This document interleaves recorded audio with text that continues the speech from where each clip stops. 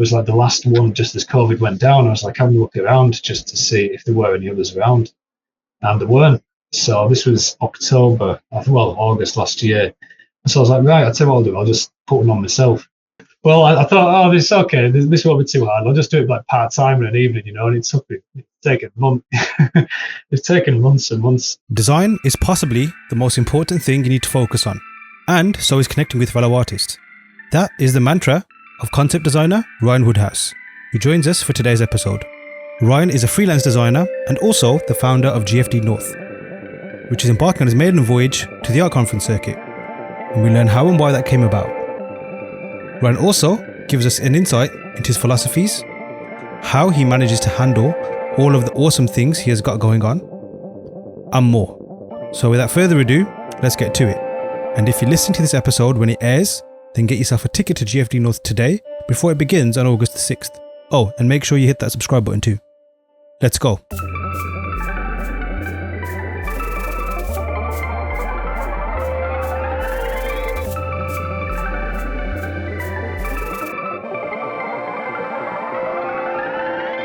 Cool. All right, hey everyone, welcome back to the Learn Squared podcast, and I'm delighted to welcome on Ryan Woodhouse. Hey Ryan. Hey Aaron, how's it going? Good, thank you, and thanks for joining me. I'm looking forward to speaking to you today about a bunch of things, but I guess before we do any of that, if you wouldn't mind, give us an origin story and an introduction to yourself. Yeah, sure. First of all, just thanks for having me on Learn Squared. It's really great to be on.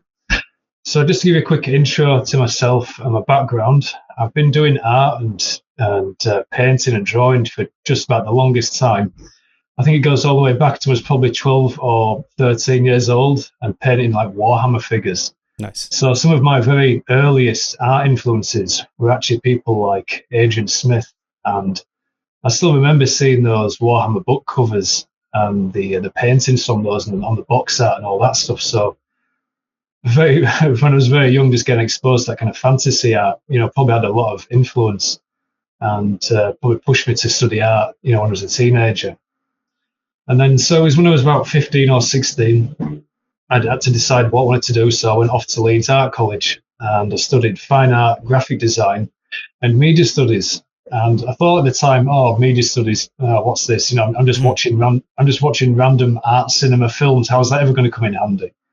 And my media studies teacher actually made us sit down and watch all these really like unusual documentaries and like really out there kind of art house film and cinema. So even when I was like 15, 16, I was getting exposed to all this stuff.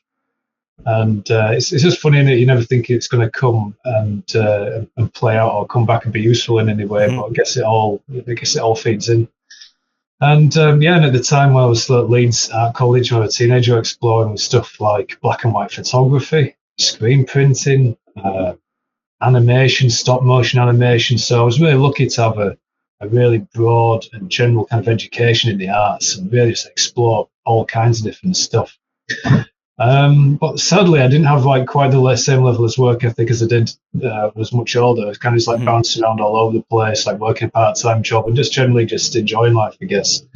But I did stick with it, and I went on to study illustration and animation in uni. And it was there we kind of did a lot of, traditional animation. So it was all done on pencil and paper. And again, the course is like very varied. We did, mostly like a lot of self-led projects, but we also given briefs as well. And so we had to illustrate stories, and I believe there's like even some like book binding and bookmaking courses as well.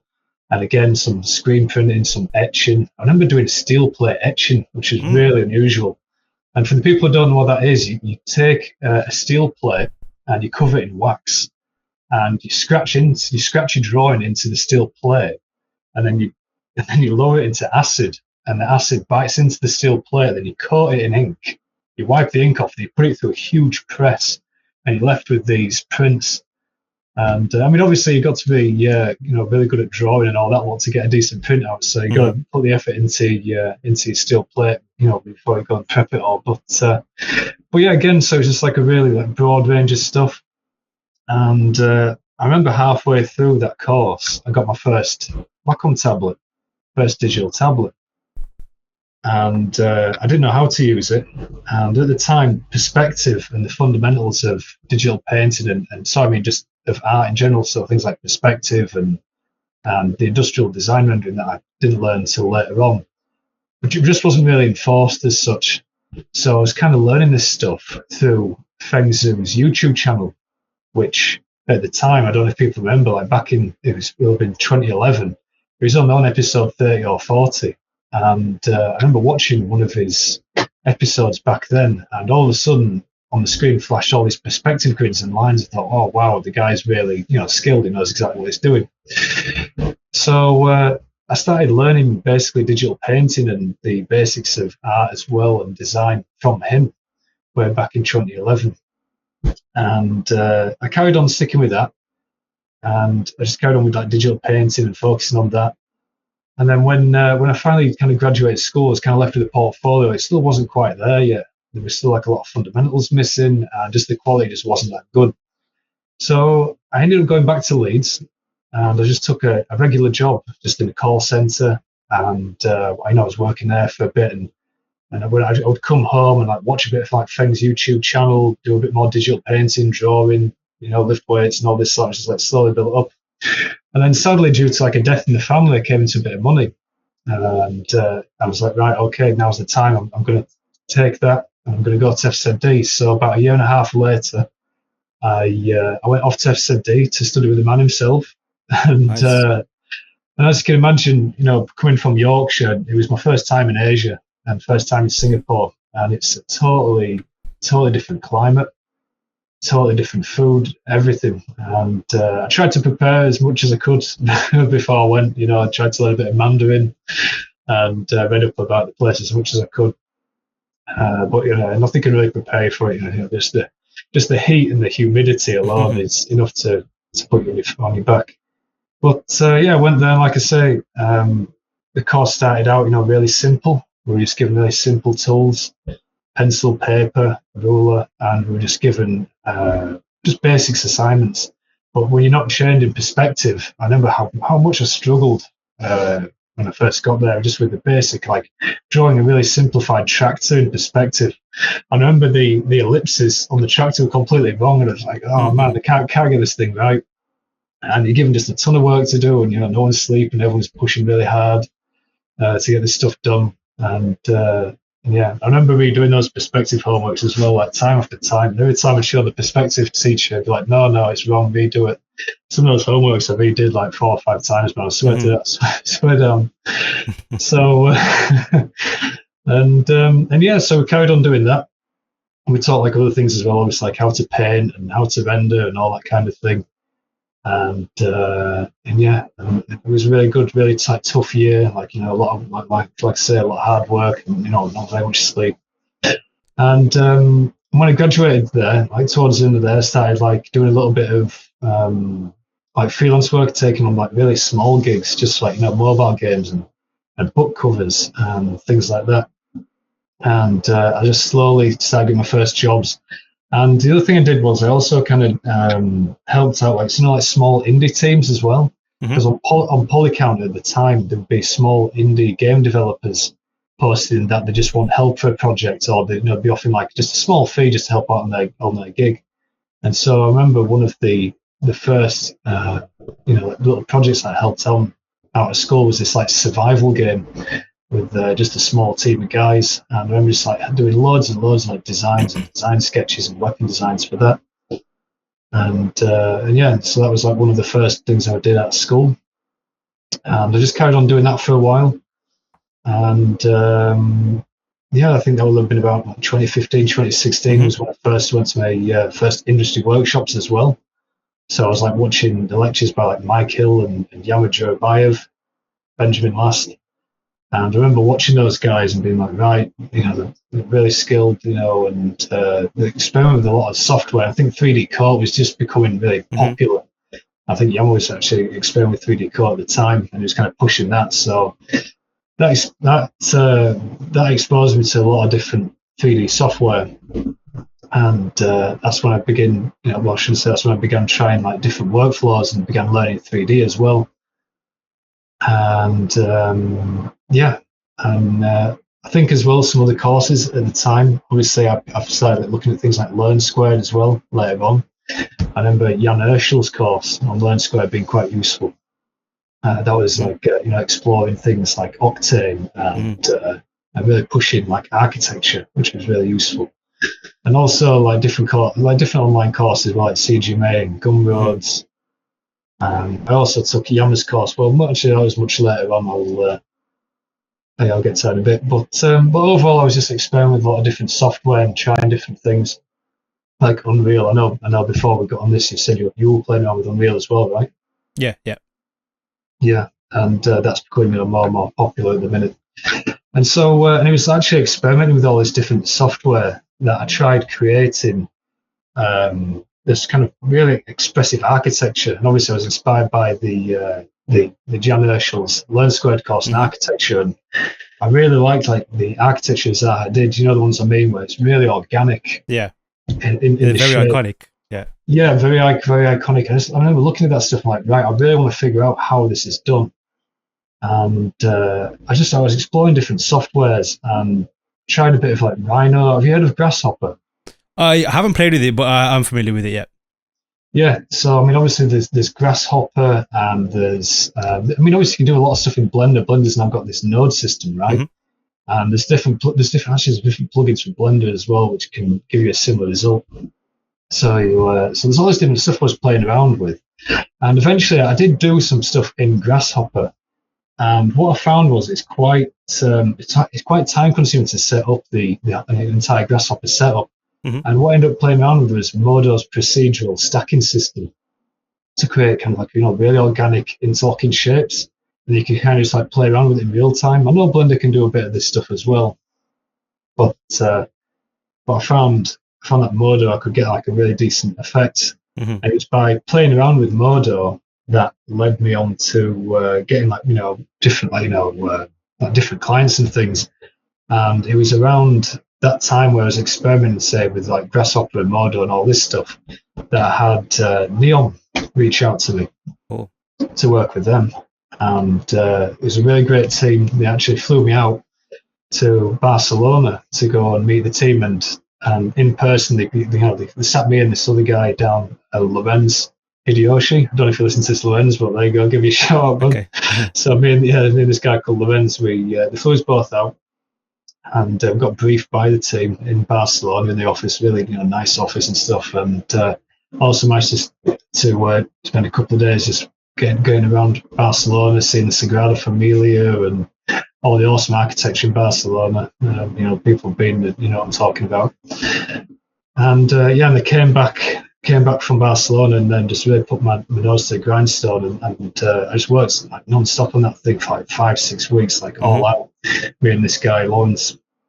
And it was a really interesting project, and sadly I can't show anything about it yet, but I contributed to the line and another part. I don't believe the other part's actually advertised on the website, so I won't say what that is, but the line you can go check out online. And so for those who don't know what it is, NEOM is a project by the Saudi government to build a city which is all focused around renewable energy and mobility, like ease of mobility. So things are supposed to be within, I think it's like 10 or 15 minutes walking distance in these cities. So everything's supposed to be like really easy to access.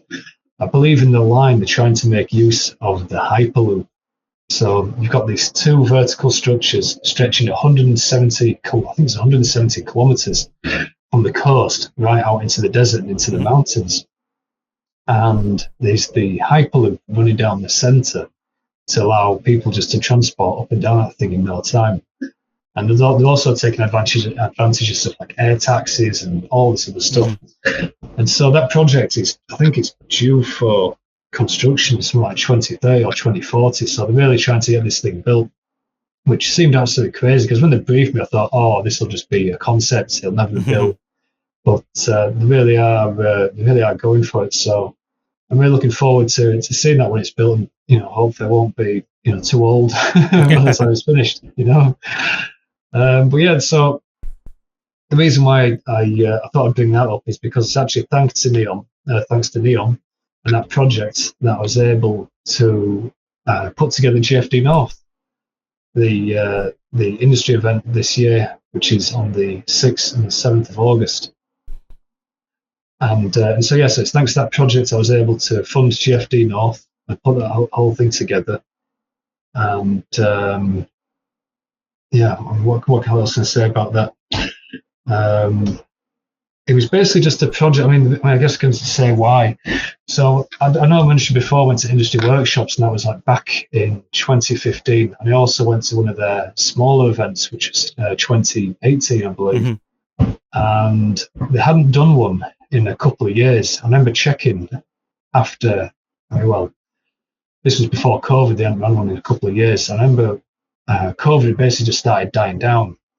And I was trying to find just industry events in general in the UK. Mm-hmm.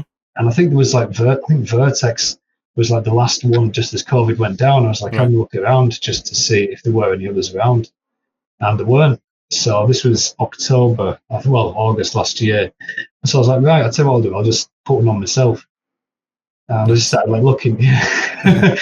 Well, I thought, this is okay. This won't be too hard. I'll just do it like part-time in an evening, and it's taken months. It's taken months and months of trying to find a venue and all this lot. But actually, I'll tell you one of the first venues I looked at, and I wish I could remember the name of the club, but it was going to be just in the basement of a nightclub in town. And I was like, I thought that'd be cool. And I remember going down with a tape measure, and I was measuring I was trying to measure like the floor to ceiling to find like what size of a projector I could fit in, and then I think it was like 30 or 40 chairs, right? Small, tiny little place. I wish I could remember the name of the club, so I'd give them props, but I can't. That's it. It was Brick House Social. So I just want to say quickly, thank you, Brick House Social, for actually having me down and measure up your club basement. Thank you for letting me come down and do that. But eventually, like I say, I managed to find this bigger venue with a few more seats, and I'm hoping everyone will love it. It's a Contact Theatre. So it's a bit of a better venue, and like I say, it's got like nice chairs and all that kind of stuff. And so that's going to happen the 6th and 7th of August this year. And when did you kind of like? I know you mentioned that it was, I guess, the absence of the event, especially in the UK. The ones that you particularly mentioned into workshops. Like you could basically be speaking for myself. Those were the first events I went to. And I think the only event I've been to, and particularly the ones that you described, like I think 2016 and the 2018 one, before they stopped. And like just my personal experience, and this is somebody who, it's not like I don't like it, but I just get like crazy social anxiety, and it's just weird, super awkward for me to be around people. Yet, being around artists and stuff like that as well was just like mind-blowing for me. Even though I've done uni and all that kind of stuff and been around like-minded people, there was just something special about those events. So obviously not seeing some major ones in the UK for a while was a bit of a downer. And although there are many happening abroad, it's difficult to kind of, especially during pandemic, that was almost impossible for that period of time. But then obviously seeing that you did that was like, wow, awesome. Like this is clearly something that I would love to see more of. Yet, like what was the actual, was it like a specific thing, or was it just like a growing need to kind of like just want to do those events again? Because as you just explained, it doesn't sound like it was something easy to get off the ground, or even, you have to get measuring tapes out and all that kind of stuff. So, it sounds like it's quite a task at hand, which, I'm sure could put off many people to even do that, especially like you're managing a career and all these kind of things as well. So what was it that really kind of made you, I know you kind of touched upon it as well just a few moments ago, but what really kind of triggered that thinking, I want this to happen, I want this to, to be a thing? Yeah, well, I've got to be honest with you. This is just speaking for me personally. Unless you're somebody who works in a studio, I think it was just going into lockdown, right, in COVID, and not being able to meet with other people and being this freelancer sat behind his desk. I was like, I really had this need just to go out there, like meet other people, and I really fancied going to an event. And like I say, we just come out of COVID, and I just looking around online to see what was around, and there was nothing. And that was what kind of like triggered me just to start to look. Like I say, I had a really lucky gig with Neon, and those guys helped fund the whole thing. So big thanks to them. And then just I slowly I would just carry on freelancing during the day. Sure. On a night, I would be just like searching out venues, like just putting together costs just to try and figure out how much how much it would all be. And that's how I did it. Just a little bit each night, just like 2-3 hours in the evening. Wow. And just slowly did it. I reached out to just pretty much every single person on the I think actually, just to go back to that, I think I've reached out to hundreds of people right now, and I've seen hundreds of portfolios, and it's been really interesting. And have you only been doing this just by yourself? I know you mentioned Neon. Like, are they like a sponsor of the event, or was it just kind of like working with them kind of really allowed you, I guess, the budget and almost the time to kind of pursue this? It was just all I could say was just a very well. It's just a very well paid freelance gig. Sure. It went on for quite a while, like months. Mm-hmm. And like I said, I just saw it as an investment as well. So I thought it was just a great time. Yeah, and then the time was perfect. Like I said, there hasn't been one in the UK in a long time. So I just thought, now's the time to do it. I commend you for doing it. And I've got my tickets as well. Booked them a few days ago. So I'm looking forward to connecting with yourself and everybody else that goes there. So yeah, just to clarify, so you've been doing this all by yourself. This is just purely you getting everything sorted out, getting everyone booked in. Yeah, that's right. Yeah, so I've reached out to like hundreds of artists, and like I said, I mean, I've got to be honest with you. At first I know that sounds like a bit of a pain to like look, search through hundreds of artist portfolios. But I'll tell you, when you've seen hundreds of artist portfolios, you get to see a lot of different work, which has been really interesting to see. And I think the other thing as well is I'm actually going to be hosting the entire event as well. And I've never been a good public speaker. Right. It's always been something that's been really. I remember even struggling back in school, even when I just had to stand up in front of like 20 classmates. I'd get very nervous, and now I've got to stand up in front of like hundreds of people at GFD North.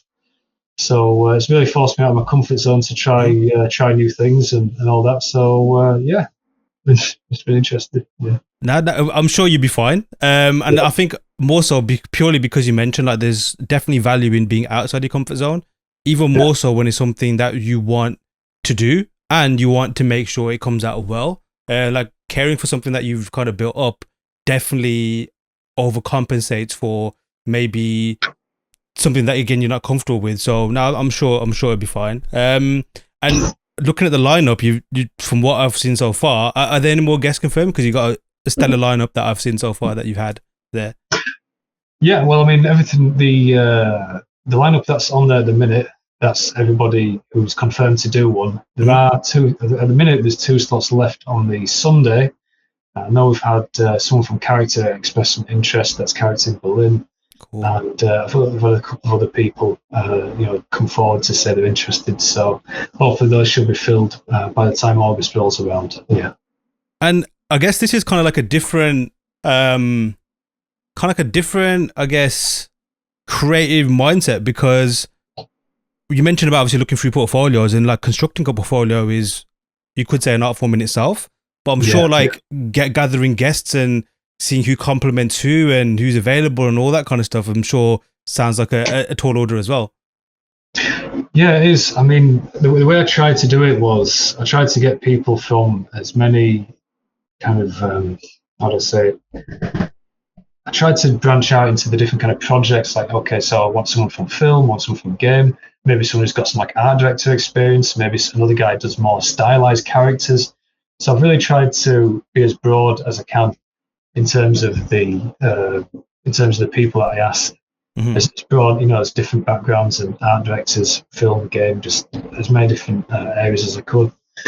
But like I say, it has been quite tough, because I feel that even in myself, standing up in front of like a large crowd and putting yourself out there, obviously not everyone's keen to do that. So for the people that have come forward, I just want to say thank you. I really appreciate the effort, and obviously putting yourself in front of a massive crowd and being recorded as well, because the entire event is going to be recorded by a camera crew and posted online after. For the people that can't make it in person, they'll all be able to check it out online. So I've got a lot of respect for all the people that are giving a presentation this year. I know how hard it is and how much stress on top of working a job as well. So I've got a lot of respect for them for doing that. Yeah. And I guess there's a few more things to touch upon GFD North. What's your plan for the whole event? Obviously, you got the 2 days, but I'm sure like this is something that is not only going to be this year, something that I assume is going to be something that's going to be building and growing, and the future's bright for this. So like, what can kind of people expect? First, are there any seats left? How do people get a ticket? And even going forward, like, I guess this will nurture like industry workshops and TH and all these other events as well. They nurture their own kind of like, I guess, community and their own kind of following as well. So yeah, what are your kind of plans for the overall this overall thing that you've birthed and created? Yeah, so we're planning on doing the exact same thing next year, and whether or not it's going to be at the same venue, I don't know. But if we do go for the same venue, we're just going to open out more rooms, so we'll have much more going on. One of the main issues this year was when I tried contacting people who worked in film. Obviously, the film studios that they've created the work for, they're not keen on me recording their content to show, right? Just to show and sell, because it's obviously all under copyright, especially with things like Marvel, right? Yeah. So next year I'll open up some more rooms, maybe just have some rooms which aren't recorded live or anything like that. So the guys that do work in film can like showcase a bit of their work, do some live demos. And also have more rooms and more space for portfolio reviews and hiring and things like that. So next year, like I say, just more tickets. More seats available for people to come down. More room, different rooms with different things going on. And we'll just hopefully it'll all go to plan. Now, I'm sure it'll be fine, and I'm sure you'd agree as well. Like, I guess our art community, there's overall positive vibes anyway. So everyone's, it's always good vibes, and everyone's happy to see and encouraging as well. And it's also encouraging to see that even though the event hasn't happened yet, you're already looking ahead and kind of seeing little areas of improvement or maybe adjustments that you can make before even this one's happened. That's kind of cool to see. And I guess it's kind of similar to, I guess, when you're on a project and making art as well, like whilst you're in the midst of a project or working on something, either maybe not see like, say, a brick wall or an obstacle, but you kind of see, okay, maybe next time this way would be more improved as well. But like, say, obviously you're the organizer, you're the host, you're the founder of this event. But even as an artist, which is where everything started for you, what do you want to see from your artist hat on from this event? Like, what do you really gain from these events the most, the ones that you've been to, and what would you hopefully like to gain from your own event? Yeah, well, I remember going back to 2015, and when I was first starting out and getting those first jobs, for me personally, I was like just looking to learn from these people who've been doing it for years. So just any kind of tips on design. I remember listening to a great lecture by Mike Hill. It was purely just about design thinking. I remember that was really good. And also just other things. I remember Yama, for example, giving a 3D coat demo. So it's just really good just to get out into a place where not only, like you say, you're around like-minded people, but just to hear advanced design tips that you wouldn't hear normally, or just advanced workflows that aren't covered, as well as just to get feedback. I remember getting feedback not only at the portfolio tables which were there. I think I remember it was actually one of the team members from Splash Damage that gave me a portfolio review. So big thanks to him. I wish I could remember his name.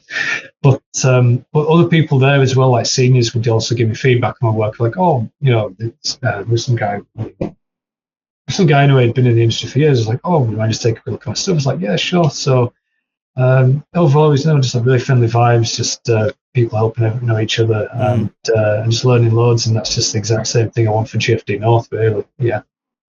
And obviously, just for the event itself, do you have like any volunteers, or is there anywhere people can maybe volunteer to help out, or is that all kind of taken care of so far? At the moment, I do have a couple of people that are helping me on the day, but if you do want to if you do want to reach out to me and just come down and just help run things, I'm still open to that. So if you're a student or whatever, and you want to come down and give us a hand, I'm always open to that. Great, yeah.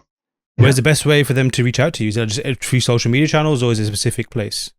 Yeah, sure. So if you go to gfdnorth.uk, the email address is on there. It's gfdnorth.contact@gmail.com. That's the best place. So just go to gfdnorth.uk. You can get the email contact there. And if you just want to reach out to me and connect and help out, absolutely open to that. That'd be great. Yeah. And we'll make sure there's a link in this episode wherever you're listening from. Just check out the links and you'll be able to find it there as well. So you mentioned earlier about Warhammer, and that was kind of like, I guess, your trigger into seeing this as a career. But obviously your work now, you could say it's definitely different from that. So how has your kind of like, I guess, your creative voice developed over the years? And were there any kind of key moments or kind of events in your, I guess, creative journey which really mentioned things like, FCD, and obviously looking at your sketching and drawing style, that definitely, I can see where that's come from, because I really do like that aspect of your work as well. So I think, okay, of course, like, that's kind of like Feng Zhu's way of, I guess, that's his kind of like signature style, right, to communicate designs and everything. But yeah, I'd just love to kind of like pick your brain more on that, and how your, I guess, creative voice and even your interests as a creative have evolved, because obviously you mentioned things about advanced design, and there's a lot of like obviously futurism and hard surface in your work as well, amongst other things. I know there's a lot of things I've just asked you there, but yeah, feel free to kind of like, I'd love to hear your breakdown of that. Yeah, sure. So I know you mentioned like Warhammer and all that kind of stuff. So I kind of transitioned from illustration into more design thinking. The more and more, how can I say this? So before FCD, I didn't understand what design really was. I didn't understand that we were creating a product or something for a client. I had this more kind of like fine art illustration mindset where you were creating just a beautiful image, and there's nothing wrong with that. But it's just my focus, my attention shifted towards that. Now we're creating something for a mass audience. When you create something for a game, you got to keep in mind that there's like an art direction, there's a style guide, that you're creating a product and you're creating something for somebody else's IP. And it's a bit of a switch in your mindset to a design thinking mindset. And I think that was the biggest change. And in terms of just the style of the work, I know you mentioned as well Feng Zhu's style and that kind of whole art center way of drawing. I think that really, is really just down to the education. The reason why it looks like that is it was just a standard way that everyone is taught to draw and design. And then whether or not you break off from that, I guess, is it up to each designer. But what else can I say about that? Yeah, like I say, just graduating from FCD, just the focus. I just went more focus more and more on just design thinking, just exploring different, different ways to not only create the work, but how to meet client briefs. Yeah, how to make sure that your work is fitting like IP guidelines, things like that. There's a lot of things that you'll only pick up, I guess, with experience and working for different clients. For example, when you sit down to sketch something for, say, a VR game, you may not think, okay, well, the poly count has to be at a certain limit, or the materials. If you want to have, say, for example, you're designing an atrium for a VR game, and you've got some crazy glass chandelier, which is really high in poly count, and there's issues with the glass because the glass is like slowing the game engine down, or it's just not feasible. These kind of design decisions only really come from studying the issues that you come up against when you're on the job, and that really comes with time. And things like that you don't really think about when you're on the illustration course, because you're not really creating things for a mass market or mass audience like you are with game and film, and you're not really working in teams as such. You're more of like a lone artist, like working for himself, and you may work like an art director, you may take a script from a book or whatever. So it was really, like you say, just a change in the focus, going from illustration to industrial design thinking. Yeah. And like, what I guess is your favorite part of the creative process? So like, even from the moment you could say, I guess we can look in two parts: as just an individual, as a creative yourself, and obviously as a professional, like when you're working for a client or working for a company. So yeah, let's look at the company one first. So like, what's your favorite process from the moment you begin the brief, or moment you receive the brief, or even get contacted to, hey, let's work together, almost to the final image? Like, I guess is there a certain thing that you like? Is it the entire process, or yeah? So what's kind of your favorite? Like, is there a favorite piece? Is there a favorite like moment of, I guess, the beginning to an end of a project? Yeah, so my work experience has been really varied, and I've covered, since I started, I've covered absolutely everything. Like I mentioned before, I've done, when I first started out, I was doing like mobile games, book covers, and then I went on to working on concept design for Neon, so like architectural environments. I've done theme park work. Nice. I did some stuff on Star Trek, just some. I mean, it wasn't a long project, but I did some like prop designs on film. So it's been really varied, but what they all have in common is every time I jumped onto a project, I would always have to do a lot of research, and that first phase of doing the research into just their IP. For example, when I jumped into Star Trek, I really didn't know anything about Star Trek that much, other than like really just basic surface level knowledge, right? And I had to understand like what this like Picard's room was, and what his interests were, and what his backgrounds was. And I was like going on to Star Trek wiki pages just to learn all about it, right? Just to understand it, so I could create better designs for this room I was designing. And so I would say that out of all, the most common thing for all the projects is just making sure that you understand the IP that your clients are bringing to you, the brief, what the competitors are as well, because very often if you come into if someone's approached you from like a game and trying to come up with a new game, a new IP, it's really helpful to do that research about what else is out there, especially if they're creating a game with a lot of competition or similar games to what they're trying to achieve. You might actually be asked. In fact, this is a job that I've got recently. You might be asked to design something which is completely separate to the competitors' products, right? So you have to do that initial research to make sure what you design doesn't clash or doesn't match what's out there, because they want it to be like fresh and unique or whatever else. So that first phase of research, and then going on to obviously I love the early stage of just thumbnailing and going back and forth through those early stage designs. I always find the most fun coming up with like really interesting, unique functions, especially on like science fiction, where you're just like doing loads of like weird research on like, different things. So you're like looking at like NASA stuff one minute, and then like the most advanced battery technology the next, and you're trying to like jam it all together to like look interesting and all that kind of stuff. Yeah, I really like that that most. Yeah. Is there a part you don't like at all?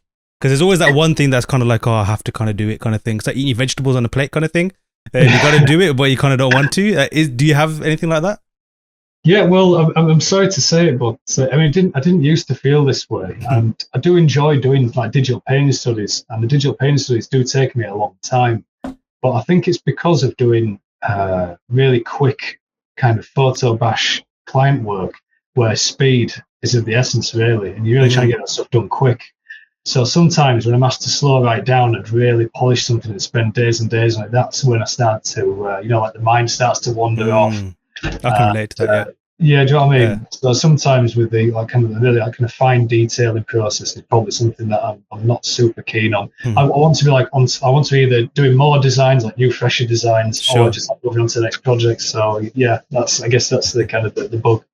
I guess, yeah. And is this kind of like the similar kind of process you just mentioned now on personal stuff, or do you kind of have a different approach? Like, do you kind of maybe not go for the same steps because it's basically for yourself, or is it the same?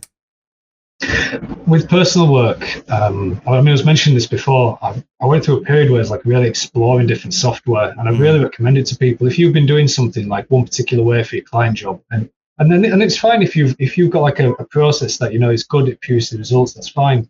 But I highly recommend just having to play around. I actually had to play around with Unreal. It was like towards the end of last year through a Learn Squared course. Actually, it was Joe Garth. Yeah, Joe Garth, Learn Squared. Thank you, Joe. Sadly, I don't actually use Unreal at the minute. I tested out to play around with it, but Joe Garth actually made it really easy to pick up and understand. He's a really good teacher, so I'd definitely check him out. I don't actually know if his course is still on there, but No, it is. Yep. it is. Yeah. Yep. So Joe Garth, give him a nod. But yeah, so explore different software. Over the years, I've honestly tried all sorts: Fusion, 3D Code, like I say, Rhino, Grasshopper. Just give everything a go. ZBrush as well. I mean, if you want to talk about, making really interesting architecture, you can get some really interesting effects using like ZBrush is like nano brush, right? So there's all different ways you can create interesting forms, and all the different softwares. They're worth exploring and experimenting. You never know, you might come up with a new way of doing things, and that might become part of your workflow. It might be super fast. And through that experimentation, like I said, I landed those new clients, which is always good. So. And I guess like personal projects is probably the perfect way to try those out versus obviously client stuff, because when you're trying new things out, there's always that, the steep learning curve and errors that can crop up, and obviously mishaps that you kind of don't get. And obviously personal projects are ideal for that. Like how much time do you allot for personal projects? Like, because it sounds like with all the things you got going on, measuring tapes, measuring noise placements, and all that kind of stuff as well. It's like you got a lot of things going on: personal work, client work, developing your own craft. Obviously, all these kind of things happening at the same time. Like, how do you manage all these things? Like, is this something that is natural to you, or do you have like a kind of, I guess, framework that you rely upon to make sure you get through the day? I guess. Yeah, actually, I'm glad you brought this up, because for quite a while now, I've kind of got a system. So I break down my day into just hours. I'm sure other people do the same. So I break down my day just into, chunks of hours. And I always typically start the day with practice. So I wake up early, and the very first thing I do is a practice. And I always practice my fundamentals. So that's like sketching, painting. Occasionally, I mean, at one point I was like doing a bit of ZBrush in the morning, but usually it's fundamentals, right? Because I always find that I need to either paint over something or do a quick design sketch of something. So I always want to have those skills, because with drawing, if you let your drawing go, you'll definitely notice after a few weeks, if you don't draw anything, your perspective starts to go, you're not quite as fast, not quite as good. So same with your painting, right? So let's start with doing just a bit of like 1 hour on the morning, just keeping those basics just in tune. Then I'll do my client work, just simple like 9 to 5, and then usually just my evenings are just reserved for either personal projects, learning new skills, like taking online courses like Learn Squared.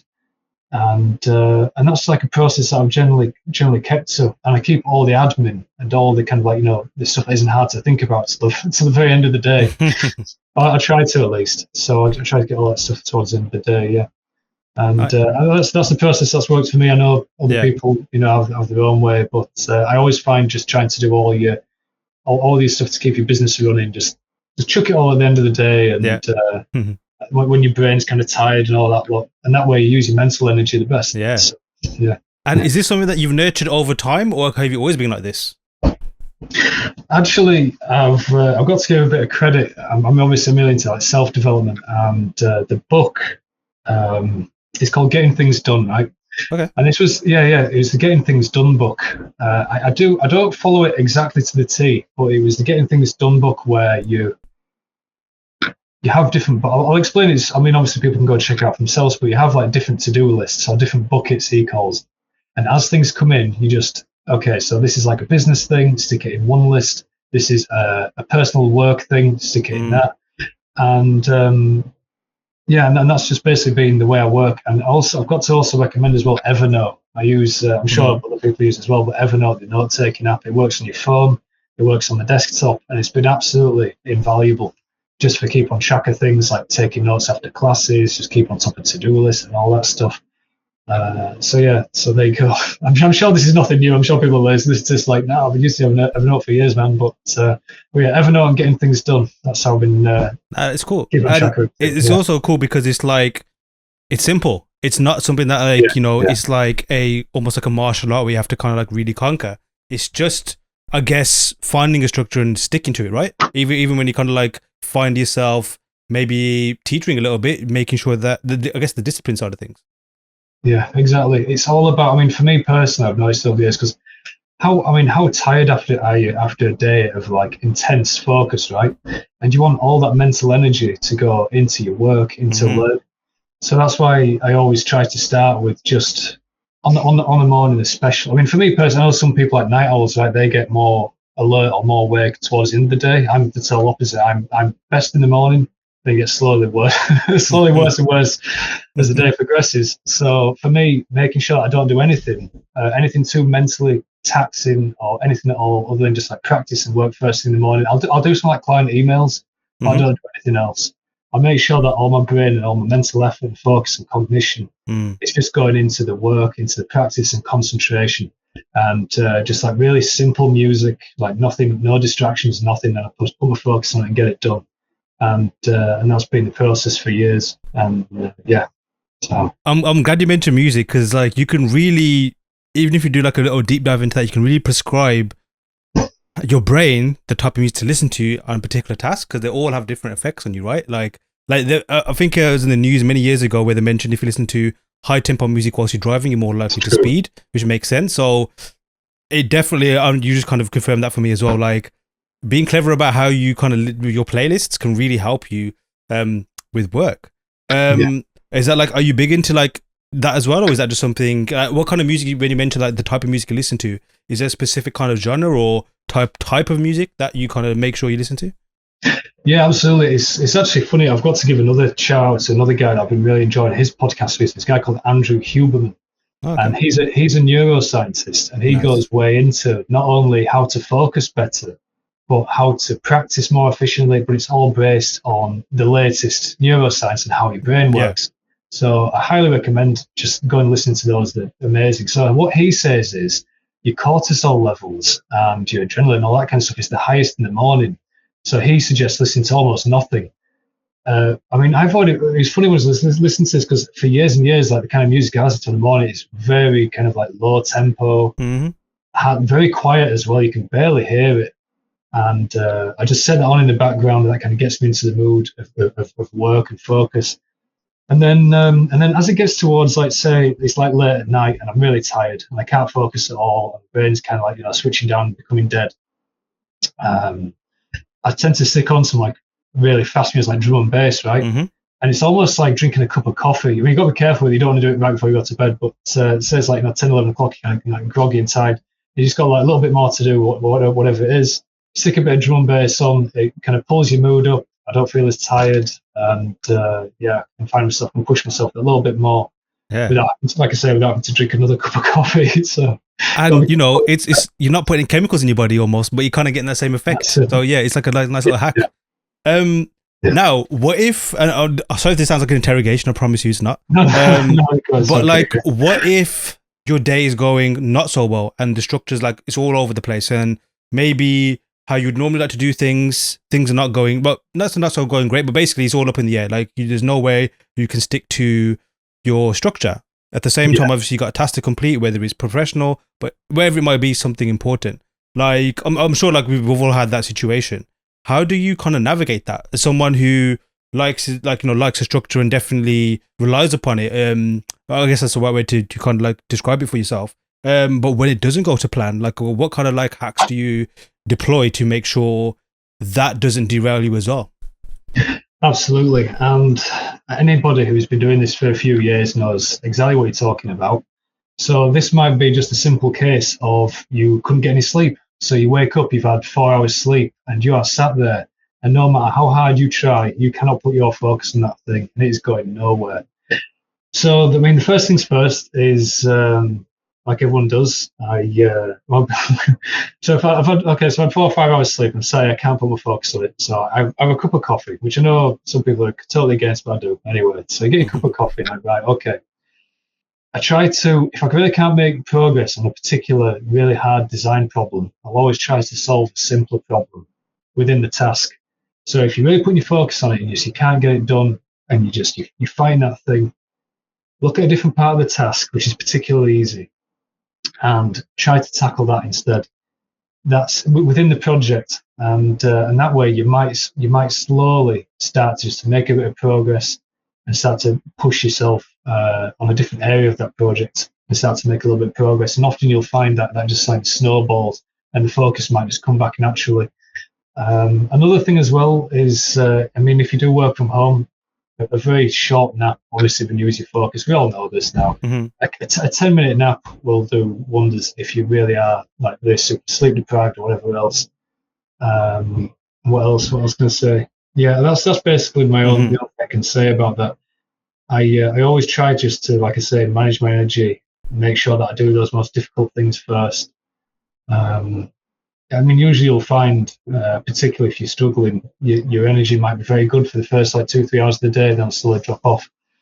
So yeah, to go back into that point. So the first 2-3 hours of your most productive day, whether you get most alert in the morning or late in the evening, for me it's in the morning. Try to get those most important tasks done first. If you've got serious design challenges, you're going to be tricky. Just get those nailed first, because then later on, when you're seriously when you're in your desk and you're dying, and you can't focus.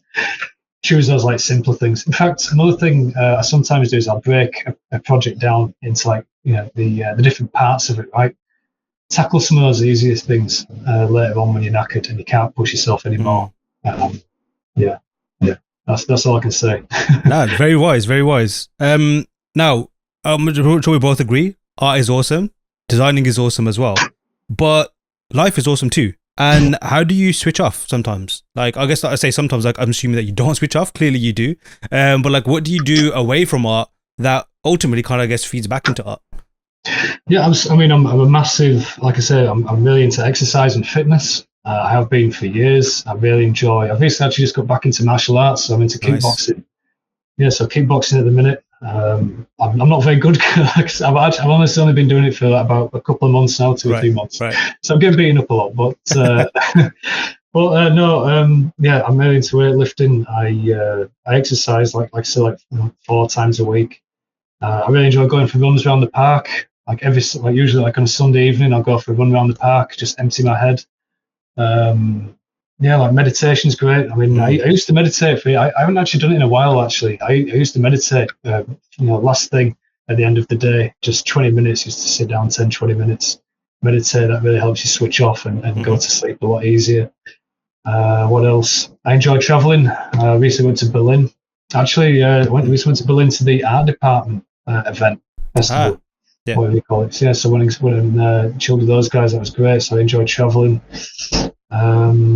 Just like getting out to town. I go to like public speaking groups as well to improve my public speaking. So, nice.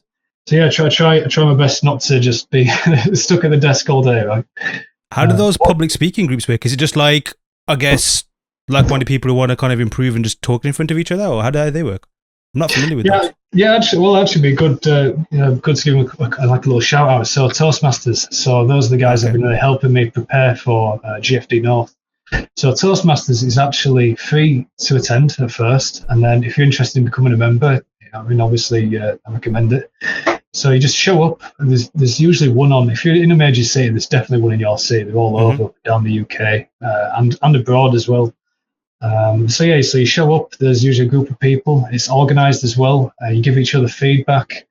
Part of the evening, at least in Manchester, part of the evening is how do you say it? Almost like improv. So you're given a theme by topic, and you have to stand up and just freeform talk about it for 2 minutes. Which I know sounds easy, but when you stood up, if you're quite nervous, like I was when I first started, and you just have to stand up and start talking in front of a group of strangers about a random topic, man, it's hard at first. And it's a skill that takes a long time, to get used to. I'm still definitely nowhere near, like a master public speaker, but I've really been enjoying that. It's one of those things that I think a lot of people struggle with and get nervous about. And to overcome that, especially for myself after years of definitely having a problem with it, it's been really good to go and do. Yeah, that's really cool to hear. And I think it's also, I just want to point out as well, at least just make a note of it, is the fact that it's something that you have addressed directly. Obviously, I guess not to speak for you, but I'm sure the event was something that kind of triggered that maybe. But almost like, hey, this is something that I'm not particularly comfortable with, and I'm just going to accept that. It was a case of like, okay, I'm comfortable with it. Kind of like, I guess, with art and stuff, you thought, okay, how do I address this? And I guess it's kind of like, well, it is almost cognitive behavioral therapy, where you kind of like, I think I've said that right, where basically you kind of just in a simplified way, my understanding of it, you kind of just meet it head on and then realize that, this is not something that is, if it's a fear-based thing, you're not supposed to be fearful of it, and also give you a way of like, hey, this is how you navigate it kind of thing. Like maybe you never skied before, so you don't know what to do, but as soon as you get the skis on, that's the only way you're really going to figure it out, no matter how many kind of like videos and tutorials you listen to, whatever. Like, it's something that you kind of have to experience firsthand. So now I commend you for that. It's really, really cool to hear. Yeah, cheers. I mean, exactly like you say. It absolutely works. If you have any kind of like fear of public speaking, I definitely recommend going down and giving it a go. Even if you're actually not afraid of public speaking and you think you're good, I would recommend going down, because you'll very quickly find out that actually your speaking can be much better. So even if you're actually quite calm when you stand up in front of a group, I think you'll still improve by going down for sure. So it's definitely worth checking out. Yeah, it's like an art form. Well, you kind of mentioned martial arts as well, and even art. Like, you could, if you just looked at it from a distance, maybe you're an alien seeing whatever's going on. They've all got similar ingredients. They all kind of like are an art form where they have to be like, there's a process. There's like kind of like unwritten rules, or like, best practices. And like you said, like, your first impressions until you do it can be completely different. Yeah, that's it. I actually think if you're someone who's been doing art and you really like challenging and trying new things, and you've already got the kind of attitude, okay, this is something I need to practice at to get better, you'll probably take to it quite easy. Yeah, I highly recommend it. I think because we're people that generally do sit behind a desk all day, and we don't, we're not exactly public-facing people, are we? We generally kind of sit as, I can't speak for everyone, but for me personally, you sit behind your desk all day. You're not really kind of in front of crowds and stuff like giving presentations. So if that does sound interesting to you, or if it's a skill you'd like to pick up, I'd definitely go check it out. Yeah, no, it's only natural. And even like, I guess one thing the pandemic showed, let's say if you're somebody who is open to speaking, or let's say you have to because of a job, you have to speak to people. And then kind of being away from it, you kind of lose that repetition side of things. And when you get back into it, there's almost like, kind of like jumping into cold water. Like, you're not comfortable straight away. And it's almost like art as well. Like, you stop creating, like you mentioned, you practice every single day. If you didn't do that for a year and then went back into it, your brain might think, hey, this is great. But straight away, you must remember that whole like coordination is completely out of sync, and it takes a while to kind of like, bring that into there. So yeah, that's like, it's almost like, it's cooler in a way, like doing art itself kind of teaches that ultimate life lesson of like, like this universal skill that you can apply to anything. And speaking of art itself, what kind of art do you like? Obviously, there's like the art that you create, and art is very varied. And almost even saying the word art, it's like, what am I talking about? Is it just stuff you view in a gallery? Is it digital art? Is it wherever? But I guess I'm going to leave it open to your interpretation. But like, what kind of art do you enjoy? I mean, over the years, it's been really varied, and I think this is the same for everybody. As you get older, you go through school, you have like certain art tastes when you're in school. So when I was studying illustration animation, I had really like completely different art tastes. I was really into the low. I don't know if you've heard of it, the lowbrow art movement, kind of like really bright, colourful, like, almost like pop art. Right. This was graffiti, but kind of grotesque. Go check it out; it's really interesting. And the stuff, what was it called? Like High Fructose magazine, I think it was called. It was like High Fructose, and so yeah, I was into totally different stuff. And then as I got more and more into concept art, concept design, I got more and more into obviously digital art and all that kind of stuff. So some of my kind of earlier influences, and obviously I was like looking at a lot of like Ryan Church and Feng Zhu and a lot of the art centre had a lot of influence on the work I do, because a lot of the art centre students had blogs, right? And they're all posting the work that they do. And so I was like looking at a lot of the work that was coming out of Art Centre and all those guys. And those guys had a tremendous influence on me over the years as well. Yeah, I don't know. It's been, I can't really say, because over the years it's been like just a mixture of all kinds of different things, ranging from like fantasy art to, like I say, like lowbrow, graffiti, all kinds of influences. Yeah. And I guess looking forward, is there anything emerging right now, or something that you'd like to see kind of happen in whatever aspect it might be? It might be new tools. It might be just, I guess, the kind of themes that are, I guess, more created in art and stuff? Like, what's exciting you going forward, and or maybe not even exciting you, something that you want to push upon, I guess, the audience going forward? Yeah, I do. And actually, I know this is probably like the most unpopular thing anybody's ever going to hear, but I can see I've looked at tons of portfolios when I was like looking for GFD North, and there's a lot of focus at the minute on like pushing Blender and Unreal and photo scan environments, and I feel like the problem is when people start to really focus in on these things is that they start to neglect design and entertainment design and just really pushing that side of things. So for me now, I'm really trying to think, okay, we've got loads of 3D resources that are easy to get. The 3D tools are really easy to pick up and learn and all the rest of it, and also free, like Blender.